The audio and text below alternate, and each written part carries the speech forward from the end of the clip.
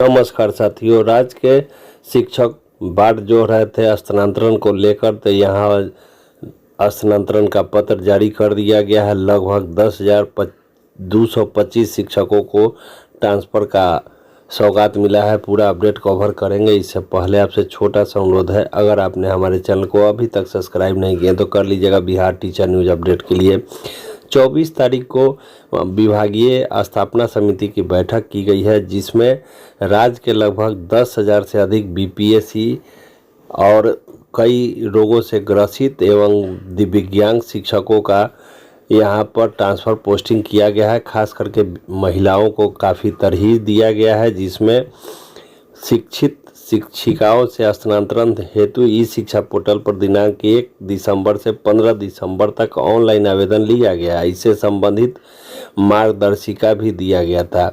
निर्धारित अवधि में लगभग 1,90,000 से अधिक आवेदन विशेष परिस्थिति में प्राप्त हुए। इस आवेदन को 51,284 शिक्षकों ने अंतर जिला आवेदन समर्पित किया। विभागीय आदेश की बात करें तो पदस्थापन किया जाना है। आवेदन की स्क्रूटनी हेतु मुख्यालय स्तर से पदाधिकारियों की प्रतिनियुक्ति की गई है। प्रथम चरण में विभिन्न कोटि के असाध्य रोगों से ग्रसित शिक्षकों के स्थानांतरण आवेदन पर विचार किए गए हैं।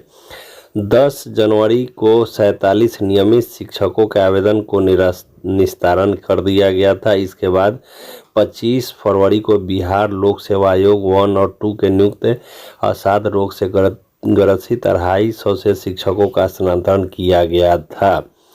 असाध्य रोग से जो ग्रसित आवेदन है उसमें 226 शिक्षकों का आवेदन कर दिया गया है।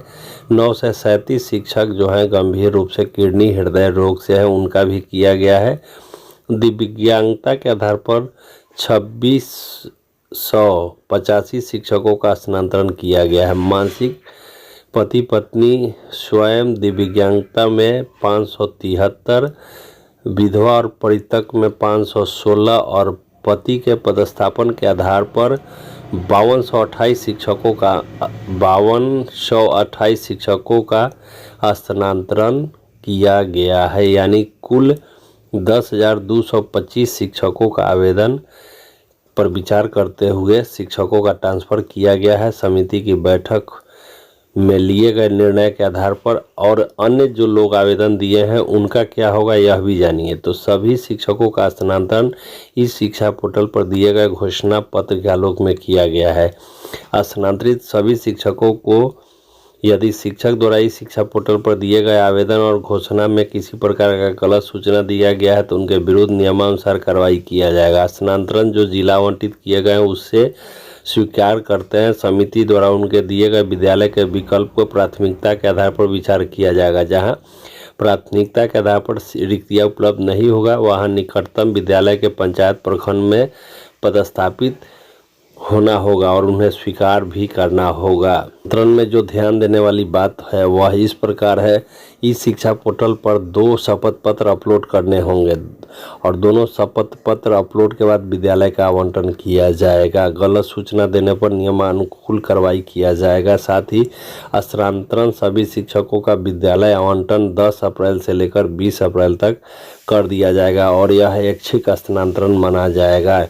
नियोजित शिक्षकों को छोड़कर सभी लोगों का स्थानांतरण इस में किया गया है और किसी नियोजित शिक्षक का स्थानांतरण हो गया है तो उसे रद्द किया जाएगा और सक्षमता उत्तीर्ण के बाद ही उनका स्थानांतरण होगा और निगरानी जांच वाले को भी इससे दूर रखा गया है। तो फिलहाल एक बड़ा पत्र यहां जारी कर दिया गया है।